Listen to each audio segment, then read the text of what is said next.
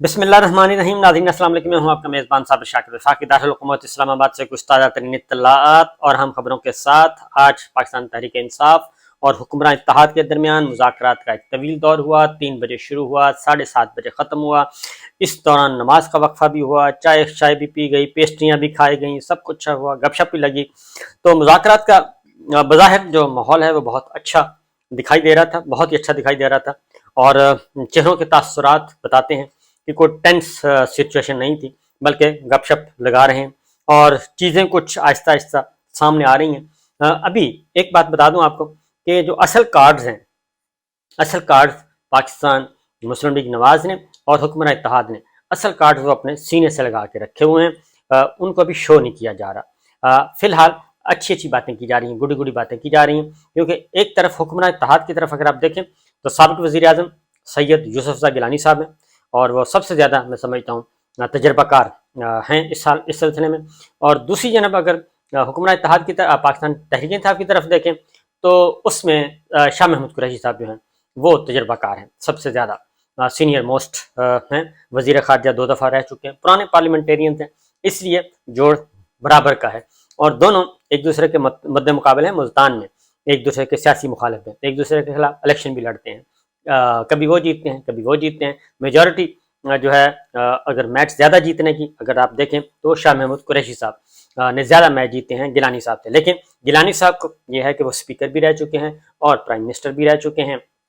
और फिर वो डिस्क्वालीफाई भी हुए, सज़ा भी हुई और उसके बाद फिर वापस आ गए। तो बहरहाल वो एक मंझे हुए बैट्समैन, जेल भी जा चुके हैं। शाह महमूद कुरैशी साहब इस एतबार से लकी हैं कि वो अभी तक जेल की तरफ नहीं गए, क्योंकि उनका करियर जो है दामन वो बड़ा ही साफ सुथरा है। दूसरी जो है हुक्मरान इत्तेहाद की तरफ इसहाक डार साहब हैं,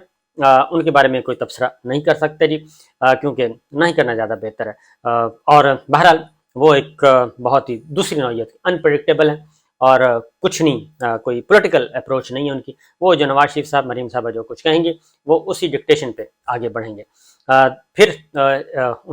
दूसरे हैं ख्वाजा साद रफीक साहब, तेज़ आदमी हैं, और नवीद कमर साहब बहुत ही कम बोलते हैं लेकिन समझदार तेज़ आदमी। आज़म नज़ीर तारड़ साहब वो लीगल एक्सपर्ट, वो जोड़ तोड़ और लगाई बुझाई, जाहिर है तारड़ फैमिली आपको पता ही है। तो उसके बाद किश्वर जहरा MQM की, और तारिक बशीर चीमा साहब पाकिस्तान मुस्लिम लीग काफ चौधरी शुजात साहब ग्रुप के।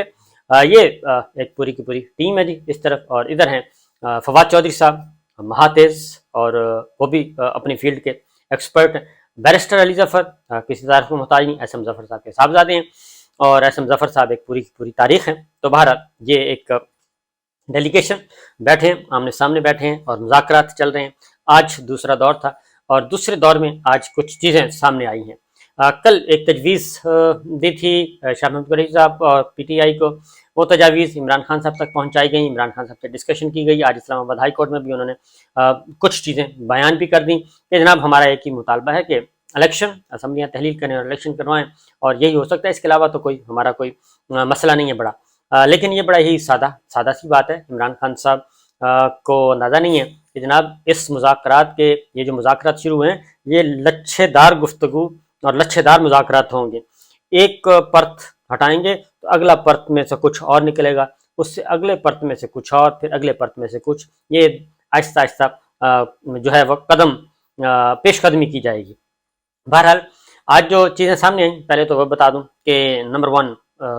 इमरान खान साहब ने कह दिया था कि जी असम्बली तहलील और ये ज़्यादा डिले नहीं करना, 1 हफ्ते के अंदर अंदर मैक्सिमम करना चाहिए। ये मुज़ाकरात ये आसानी से बैठ गए हैं। ये असल तो मसला ये है कि क्या ये आसानी से बैठ गए हैं? नहीं, ये आसानी से नहीं बैठे। ये बहुत सारी मजबूरियों के बाद ये टेबल पे आए हैं,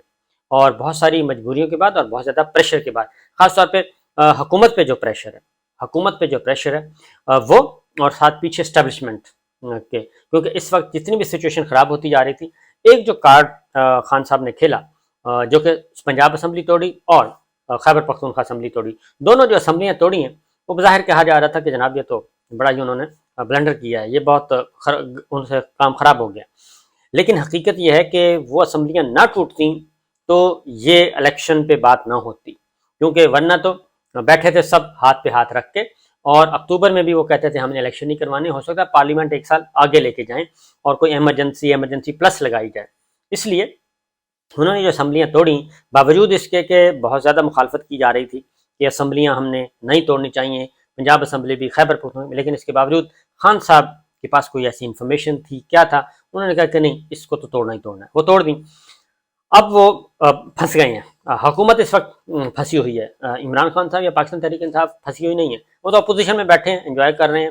مسئلہ گورنمنٹ کا ہے، اور گورنمنٹ ہر روز ان کا جو گراف ہے مقبولیت کا وہ گر رہا ہے، ووٹ بینک ان کا گر رہا ہے، اور ساتھ ہی ساتھ جو اصل پرابلم ہے وہ یہ کہ جب اسمبلیاں ٹوٹ گئیں تو الیکشن کروانے تھے پنجاب کو اور خیبر پختونخوا کا، سپریم کورٹ کا آرڈر آ چکا ہے 14 مئی کا، اس کو نہیں بھولنا چاہیے، اس کو ذہن میں رکھنا چاہیے کہ 14 مئی کا جو آرڈر ہے وہ بہت امپورٹنٹ ہے، اور اس 14 مئی کے آرڈر نے اسٹیبلشمنٹ کو بھی اور اس حکومت کو بھی، حکمراں اتحاد کو بھی، انہوں نے یہ ٹیبل پہ بٹھایا ہے، کیونکہ سپریم کورٹ جو ہے جو ایک فیصلہ صادر کر چکی ہے اور اب اس پہ امپلیمنٹ کروانا ہے، وہ ہر صورت میں اس نے امپلیمنٹ کروانا ہے، اس سے پیچھے نہیں ہٹنا۔ اب ایک پاز آیا ہوا ہے، اسٹریٹجک پاز اس کو کہہ لیں، اور ایک سپیس دی گئی ہے، تھوڑی سی سپیس دی ہے، کیونکہ بلاول بھٹو نے بھی کہا تھا کہ ہمیں تھوڑی سی سپیس چاہیے، یہ ہم پریشر میں آ کے مذاکرات نہیں کر سکتے۔ مولانا نے بھی کہا کہ بھئی یہ ہتھوڑا ہٹائیں تو کوئی بات بنے گی، تو مولانا نے بھی کل ویلکم کیا، تو سپریم کورٹ نے کل یہ کیا، جو ایک دن والے مذاکرات کی کہانی تھی اس سے اپنے آپ کو نکال لیا، اور غیر معینہ مدت کے لیے کیس ملتوی کر دیا، اور انہوں نے کہا جی ہم کورٹ آرڈر پاس کریں گے، اور آرڈر جو ہے وہ کل بھی نہیں آیا اور آج بھی نہیں آیا، اور اس کا بنیادی مقصد یہ ہے کہ اب چونکہ اسی وقت کل کی جو پریشر تھا کورٹ روم کے اندر کچھ چیزیں کنوے ہوئیں، اس کے نتیجے میں مذاکرات شروع ہو گئے، لہٰذا وہ آرڈر جو آ جائے گا اس میں جلد بازی نہیں کرنی چاہیے۔ دوسرا جو 14 مئی امپلیمنٹیشن 21 ارب روپیہ، وہ بھی ریکارڈ سپریم کورٹ اس دوران کلیکٹ کر رہی ہے، وہ بھی منگوا رہی ہے، اور وہ بھی دستاویزی ثبوت اکٹھے کیے جا رہے ہیں، وہ دستاویزی ثبوت اکٹھے کیے جا رہے ہیں، اور پھر آج جمعہ تھا اور کل جوڈیشل ورک نہیں ہے، اور پھر سنڈے ہے، پھر منڈے کو بھی چھٹی ہے، یوم مئی کی چھٹی ہے، لہٰذا اب بازار کھلے گا منگل کو، اسی لیے آج جو مذاکرات ہوئے وہ 3.5 گھنٹے جاری رہے، اور اس میں کسی بھی فریق نے باہر نکل کے یہ نہیں کہا کہ کوئی ڈیڈ لاک ہے، بلکہ انہوں نے کہا کہ آگے بات بڑھ رہی ہے اور ہم بات چیت کے لیے ہی یہاں پہ بیٹھے ہیں۔ اس میں جو انیشیل چیزیں آئی ہیں وہ یہ ہے کہ پاکستان تحریک انصاف کی طرف سے کہ ہم عمران خان صاحب، پہلی بات تو یہ کہ آپ یہ کہہ سکتے ہیں کہ ان مذاکرات میں عمران خان صاحب شریک تھے، اور ادھر سے شہباز شریف صاحب بھی شریک تھے، مریم صاحبہ، شہباز شریف صاحب، نواز شریف صاحب وہ بھی شریک تھے، اور وہ اس لیے میں کہہ رہا ہوں کہ اس مذاکرات میں شریک تھے کہ ڈیورنگ سیشن جو ڈسکشن چل رہی تھی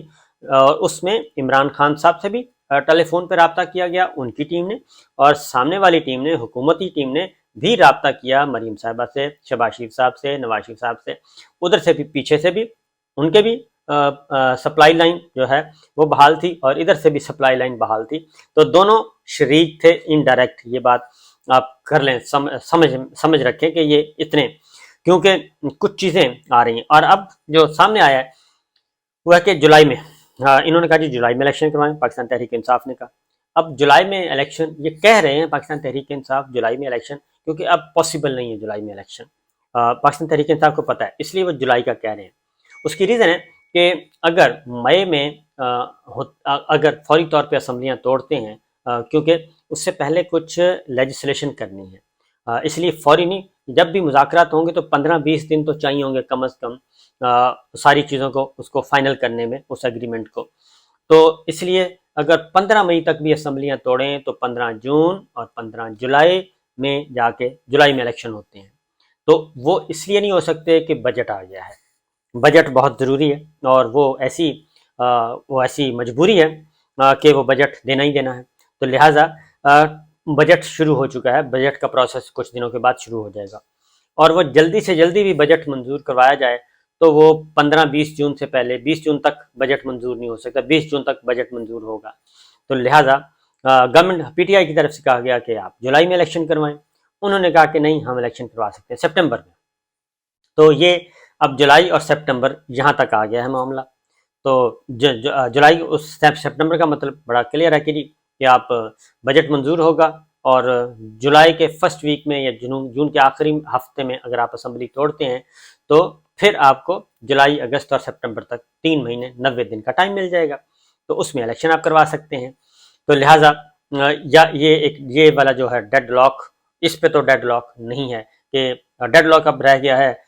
درمیان میں، کیونکہ جولائی اور سپٹمبر کا درمیان بنے گا، اگست بنے گا، اور اس سے میرا خیال ہے کہ اگست پہ معاملات طے ہو سکتے ہیں، کیونکہ اگست میں اگر معاملات طے ہو جاتے ہیں تو پھر بہت ہی اچھی بات ہوگی اور یہ کرائسس سے ہم کم از کم نکل آئیں گے۔ لیکن اس پہ جب یہ باتیں، ابھی کچھ چیزیں شیئر کی گئیں، پھر یہ ہے، یہ تو ایک بظاہر بات تھی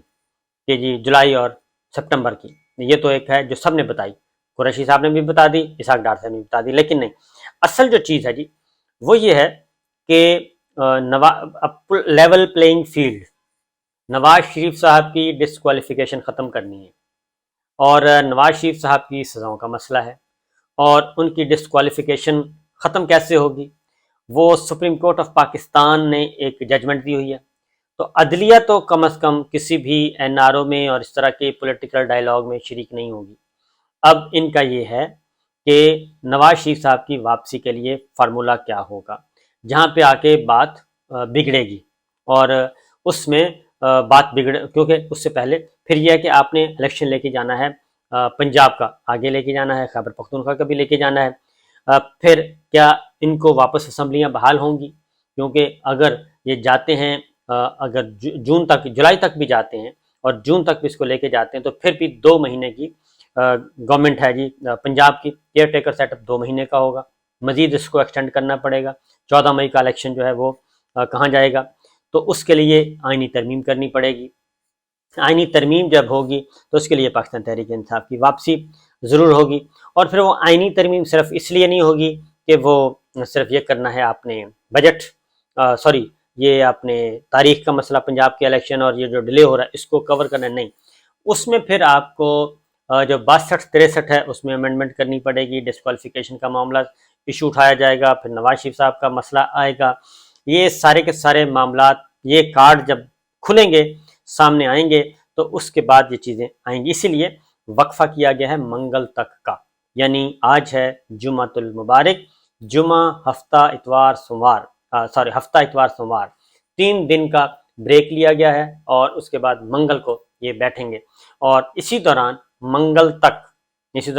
منگل تک سپریم کورٹ کے پاس بھی سارا ریکارڈ آ چکا ہوگا، 14 مئی کے حوالے سے حکومت نے امپلیمنٹ نہیں کیا۔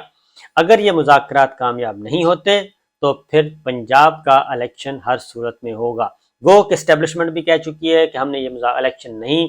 ہم تیار الیکشن نہیں ہونے دیں گے، اور جو اطلاعات آ رہی ہیں، اور اس دوران چونکہ کہا جا رہا ہے کہ یہ الیکشن اسٹیبلشمنٹ کی بات نہیں مانی گئی، تو ہی وہ آڈیوز لیک ہوئیں جج صاحبان کی فیملی کی، اور وہ غصہ ظاہر کیا گیا ہے کہ یہ ہے معاملہ، کیونکہ انہی کے پاس صلاحیت ہے، اور تو کسی کے پاس صلاحیت ہے نہیں ریکارڈنگ کی۔